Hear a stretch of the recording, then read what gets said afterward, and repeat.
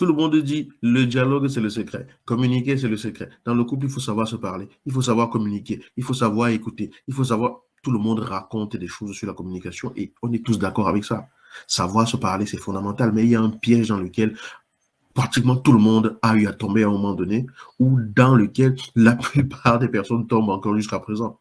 Et ce n'est pas quelque chose d'aussi extraordinaire, d'aussi exceptionnel parce que on a été des experts pour tomber dans ce piège-là depuis qu'on est petit. On nous a élevés en nous apprenant à tomber dans ce piège-là. Et aujourd'hui, ça tue la communication dans ta relation. Ça tue la communication dans les relations de couple. Et j'ai décidé donc de vous sortir l'extrait d'un live que nous avons donné au mois de juin ici sur les pièges qui tuent la communication. Je vais vous révéler juste ici un extrait qui va vous parler de l'un de ces pièges-là, de ce piège-là dont je vous parle, mais il y en a d'autres. Donc, si vous voulez savoir plus sur ces pièges-là, vous devez aller regarder le live en entier. Je vous mets le lien pour regarder le live en entier sous cette vidéo. Prenez votre temps, vous regardez, et vous allez voir que vous allez apprendre beaucoup de choses. J'aimerais également vous rappeler que si vous ne l'avez pas encore fait, vous pouvez aller sous cette vidéo, sous celle-ci également, cliquez sur le lien pour télécharger le guide des 7 erreurs qui peuvent tuer votre vie de couple afin de pouvoir changer également les choses dans votre vie de couple. C'est gratuit, c'est offert. Vous cliquez, vous mettez votre email, bam, le guide vous est envoyé par mail et vous le téléchargez et vous l'avez pour toujours. Vous pouvez revenir dessus quand vous voulez, etc. Troisième chose, tous les dimanches, ici même à 19h, heure de Paris, donc actuellement GMT plus 1, nous nous retrouvons en live, en direct, ok, pour échanger sur le sujet, sur un sujet quelconque à propos du couple, à propos de la vie et tout. L'idée étant que chacun soit édifié. Parce qu'ensemble, on se construit et on va beaucoup plus loin. D'accord? Donc, je vous laisse tout de suite, sans trop de blabla, aller regarder cet extrait. Ciao. Un des premiers éléments qui revient souvent, c'est le jugement. Le jugement. Juger. Juger l'autre et juger ce que l'autre dit. Parce que lorsque vous jugez systématiquement ce que l'autre vous dit, ce n'est pas forcément bien vécu. Et ça peut faire que l'autre n'ait pas forcément envie de continuer la communication. Juger, c'est quoi? Juger, c'est quand, par exemple, quand vous parlez à quelqu'un, ou alors quand une personne est en train de vous parler, et vous tirez une conclusion hâtive et vous cataloguez la personne. Par exemple, une personne vous raconte, par exemple, comment elle se sent, et vous lui dites, oui, tu es toujours comme ça. Alors voilà, voici un truc qui revient souvent, des phrases qui reviennent. On ne peut pas parler avec toi. Comment dire, pourquoi tu me négliges de la sorte? Pourquoi tu ne me respectes pas? Je vais vous dire en quoi c'est un jugement. Pourquoi est-ce que c'est un jugement? C'est un jugement dans le sens où vous dites à l'autre ce que signifie ce qu'il a fait. Comme si vous saviez la raison pour laquelle il l'a fait. OK? Une personne dit une phrase, vous dites, comment vous dites quoi? Tu me méprises. Vous dites, tu n'es pas correct. Vous dites, tu ne m'aimes pas. Tu fuis. Je te parle, tu fuis. Ça, c'est fuir. Ça, c'est irresponsable. Ça, c'est un manque de responsabilité. Tu ne m'écoutes jamais. Tu t'énerves tout le temps. On ne peut pas parler avec toi. Tu n'es pas une femme. Tu ne sais pas t'occuper d'un homme. Tu ne sais pas t'occuper d'une femme. Je le savais. C'est toujours comme ça avec toi. Vous savez, tu ne changes pas. C'est la même chose avec toi. Ça recommence. Ou alors, tu me prends pour un enfant. Donc, une femme qui dit un truc qui la dérange, son mari dit, tu me prends pour un enfant. C'est toujours comme ça avec toi. Éternelle victime. Tu aimes à toujours avoir raison. Tu parles trop. Tu ne m'écoutes pas. Tu es toujours comme ça.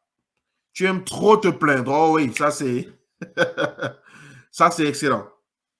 Tu aimes trop te plaindre. Donc ce sont des phrases comme ça qui reviennent, qui font qu'une personne qui vient par exemple vous parler de quelque chose et que vous sortez les filles camées avec leur bouche. Tu es incrédule. C'est la phrase comme ça que vous sortez et une personne est en train de venir vers vous et vous sortez la phrase, boum, ça bloque la personne direct. OK? Ça bloque la personne direct. Ça bloque la personne direct. Un jugement, c'est de pouvoir porter un qualificatif de valeur sur ce que quelqu'un dit. Au lieu de juger, qu'est-ce qu'il faut faire? Parce que quand vous dites tu, vous êtes en train de dire à la personne la raison pour laquelle elle fait ce qu'elle a fait. Ça ne veut pas dire que vous avez tort. Ça ne veut pas dire que c'est forcément faux. Mais c'est une attaque frontale dans tous les cas. C'est un affront pour l'ego de la personne. C'est un affront pour l'amour propre de la personne. Et c'est un affront pour la disposition de la personne. Vous venez comme ça, vous foncez, bam, et la personne vous dit, tu es comme ça, vous, ça vous refroidit. Ou alors, vous dites ça à la personne, elle, ça la refroidit. Ce qu'il est important de faire, c'est de dire ce que l'on ressent. Pas de dire à l'autre pourquoi il fait ou pourquoi elle fait ce qu'elle fait. Quand on dit à quelqu'un, tu me méprises, c'est peut-être vrai.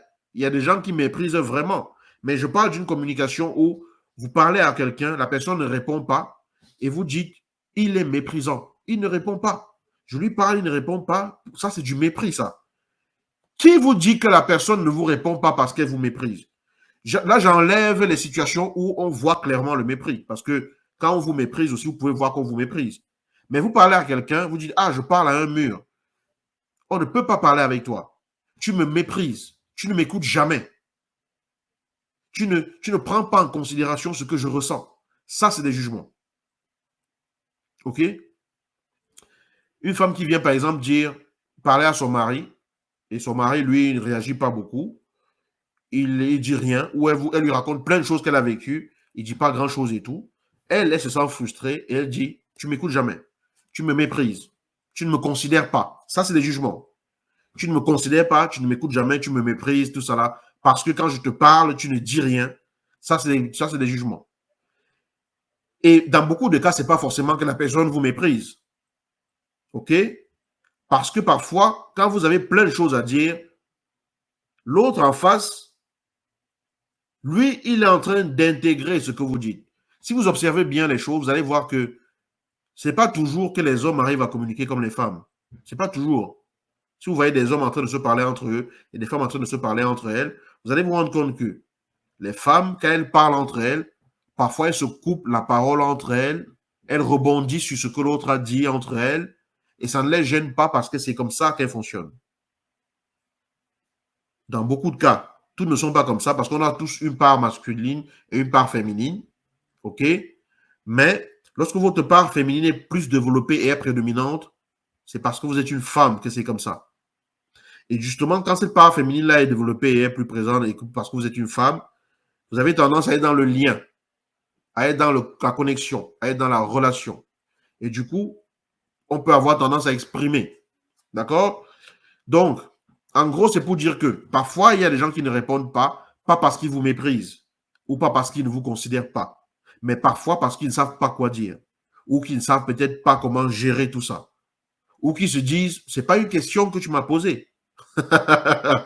Quand on vient, on se plaint, l'autre, il peut prendre simplement acte, mais ce n'est pas forcément une question. Il y a des gens qui répondent aux questions, pour qui, quand il n'y a pas de question, il n'y a pas besoin de réponse. On ne peut pas décliner toutes les possibilités ici. La seule chose qu'il faut comprendre ici par rapport au jugement, c'est que quand tu juges, tu es en train de dire à quelqu'un l'intention dans laquelle il a fait ce qu'il a fait. Et ça, c'est quelque chose qui est mal accueilli par certaines personnes parce que vous n'êtes pas dans le cœur ni dans la tête de quelqu'un pour savoir pourquoi il fait ce qu'il fait. Ce que vous pouvez dire à la personne, dont on va donner les habitudes et comment les corriger, ce que vous pouvez dire à la personne, vous parlez à une personne. Vous parlez à une personne et la personne ne vous répond pas. Vous, vous sentez pas considéré quand c'est comme ça. Ça ne veut pas dire que la personne le fait pour ne pas vous considérer. Ça ne veut pas dire que l'intention de la personne est de ne pas vous considérer. Ça ne veut pas dire que la personne est en train de ne pas vous considérer. Mais vous, le message que ça vous renvoie, c'est que vous ne vous sentez pas considéré quand la personne fait ça. Donc, au lieu de dire à quelqu'un, tu ne me considères pas, je ne peux pas te parler, vous pouvez simplement dire à la personne, c'est important pour moi quand je te parle de voir que tu m'écoutes. Et ce qui me permet de voir que tu m'écoutes, c'est que tu réagisses. Parce que quand tu ne réagis pas, je ne dis pas que c'est ce que tu fais, mais pour moi, c'est comme si tu ne me considères. Enfin, non. Pour moi, quand tu fais ça, je ne me sens pas considéré. C'est ce que je ressens. Mais je ne suis pas sûr que c'est ce que tu es en train de vouloir faire, mais c'est le message que moi je ressens quand tu fais ça. S'il te plaît, quand je te parle, c'est important pour moi que tu me donnes un retour, parce que là, je vois que tu me suis et je sens que tu me considères. Mais quand tu ne le fais pas, je ne me sens pas considéré. La personne ne se sent pas attaquée. Vous ne remettez pas en question ses intentions, ses bonnes intentions envers vous. Vous ne remettez pas en question sa bonne foi envers vous. Parce que quand vous dites déjà, ah ouais, c'est comme ça, on ne peut pas te parler, tu n'écoutes jamais. Tu es toujours en train de... Voilà. Vous voyez, ça c'est un aspect. Donc, juger, c'est quelque chose qui tue les communications.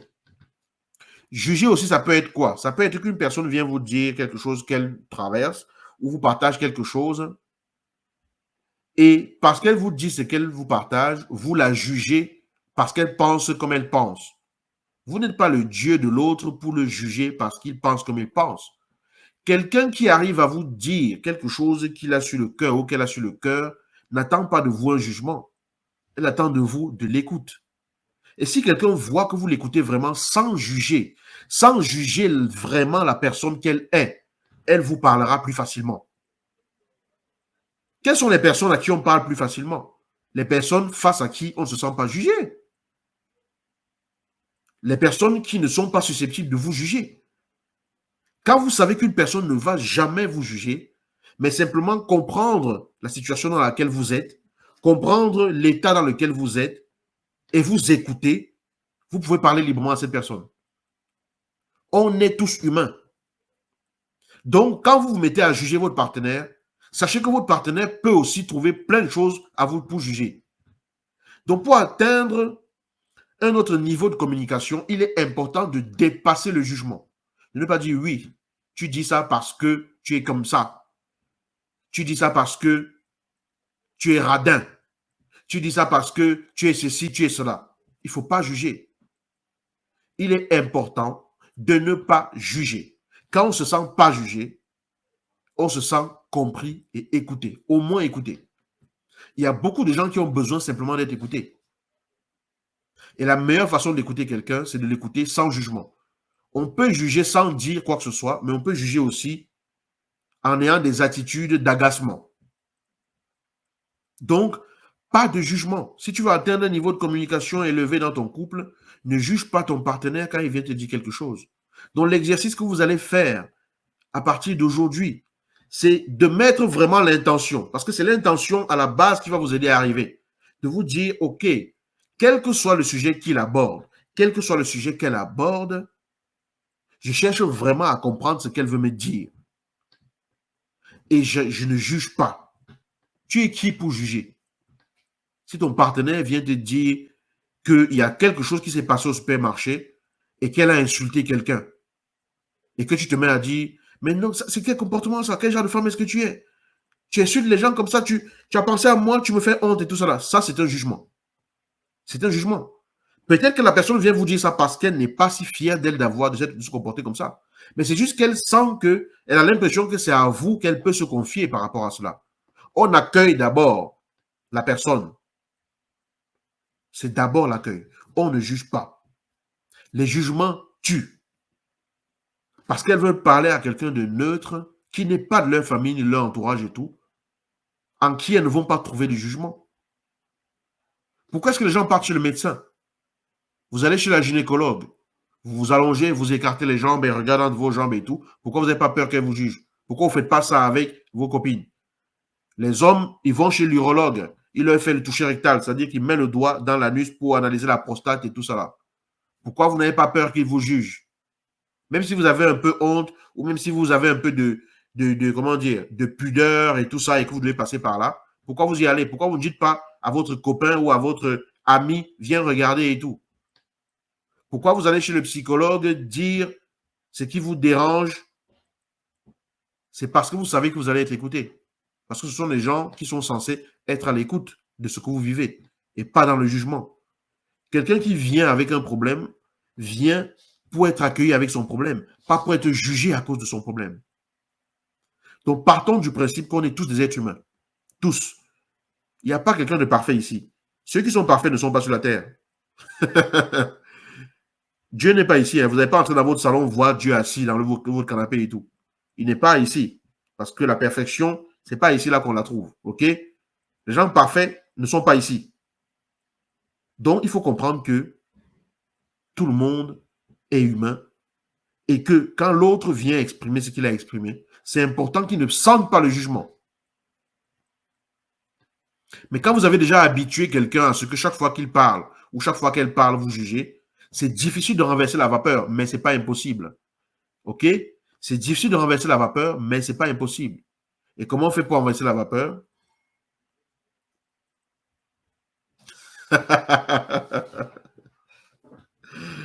Ah. C'est difficile de renverser la vapeur, mais ce n'est pas impossible. Mais pour cela, il faut avoir le comportement dans l'autre sens. OK? Il faut avoir le comportement dans l'autre sens. Quand vous avez été dur, quelqu'un est habitué à ce que quand il parle, c'est dur. Il parle, il rencontre la pierre en face. Pour que ça change, pour que vous ne rencontriez pas cette pierre en face, il va falloir que vous soyez dans la douceur, dans l'apaisement. Il faut que cette personne qui a été habituée à ce que ce soit toujours la confrontation s'habitue à ce que autre chose que la confrontation existe et s'habitue à ce que cette chose-là soit. C'est pas parce que vous allez décider aujourd'hui de dire que je communique bien que la communication va totalement se transformer et que ça va être fluide à 100%. OK? Parce que si vous avez été habitué à être dans le jugement récurrent, pour que l'autre s'habitue à ce que vous êtes vraiment en train de ne pas juger, il va falloir du temps. Donc, parfois, quand l'autre sent que le jugement arrive ou que l'autre jugement est arrivé, prend ses distances, se referme, se replie. C'est vous qui allez créer le climat de confiance. Et ça demande de prendre sur soi. Ça demande de travailler sur soi. Ça demande de faire les efforts. Ça demande de se dépasser. Personne ne dit que c'est facile. Ici, là, on n'est pas en train de vous dire que communiquer dans le couple, c'est forcément facile ou que ce n'est pas forcément facile de juger. Ou que ce n'est pas forcément facile de ne pas juger. On est petit, depuis tout petit, on nous a appris à juger. On a été jugé pour plein de choses que l'on faisait. Donc, on grandit en jugeant. Donc, à un moment donné, il faut décider consciemment de faire différemment. Le jugement tue. Donc, au lieu de dire à quelqu'un, ah, tu me méprises, il faut lui dire, tu sais, quand je te parle et que tu fais ça, et que tu ne réponds pas, je me sens méprisé et blessé. Je ne dis pas que c'est ce que tu fais. Je ne dis pas que c'est ce que tu veux. Je ne dis pas que c'est ton intention, mais c'est comme ça que ça arrive en moi. Chacun ressent les choses comme il ressent. OK? Parce qu'en disant à l'autre, je ne dis pas que c'est ton intention. Je ne dis pas que c'est ce que tu veux faire. Je dédiabolise l'autre. Je déculpabilise l'autre. Et ça rassure inconsciemment l'autre. Parce qu'on peut blesser sans le vouloir. On peut dire une parole à quelqu'un et blesser cette personne sans le vouloir. Donc, c'est important que la personne comprenne que vous savez que ce n'est pas son intention de vous faire du mal. Mais ce que vous avez ressenti quand même, c'était la douleur. Ça, c'est dans le cas où vraiment, vous voulez construire ensemble. Parce qu'il y a des gens qui prennent plaisir à faire du mal aux autres. À ce moment-là, il est important de penser à se protéger aussi. Exprimer ses sentiments, son ressenti. Avant d'exprimer ses sentiments, son ressenti, il y a une chose. Ne parler que de faits. Ne pas dire à quelqu'un, tu m'as méprisé. Non. Dire, devant la situation, l'exemple qu'on a pris, je lui parle, il ne répond pas. C'est souvent ça le cas classique. Je parle à un mur, il ne dit jamais rien. Je ne sais jamais ce qu'il ressent, il n'exprime rien et tout. Il me méprise. Ça, c'est la conclusion, le jugement. OK? Au lieu de dire, tu me méprises à quelqu'un, parce que ça, c'est un jugement, il faut décrire les faits. Le fait, c'est quoi? Ce que j'ai parlé, tu n'as pas réagi. La personne ne peut pas dire non. Quand je parle et que tu ne réagis pas, comme tu viens de le faire, tu vois bien que j'ai parlé, tu n'as pas réagi. J'ai dit beaucoup de choses, tu n'as pas réagi. Lorsque c'est comme ça, je me sens méprisé. Même si je sais que ce n'est pas ton intention, moi, c'est le message que je reçois. OK? Donc, pour moi, c'est très important que si je t'exprime des choses, que tu me montres que tu m'écoutes. Et pour moi, me montrer que tu m'écoutes, c'est que tu réagisses en exprimant avec des mots quelque chose. Comme ça, je sais que je suis en train de m'écouter. D'accord? Donc, on parle des faits. Les faits, c'est quelque chose que n'importe qui pourrait dire.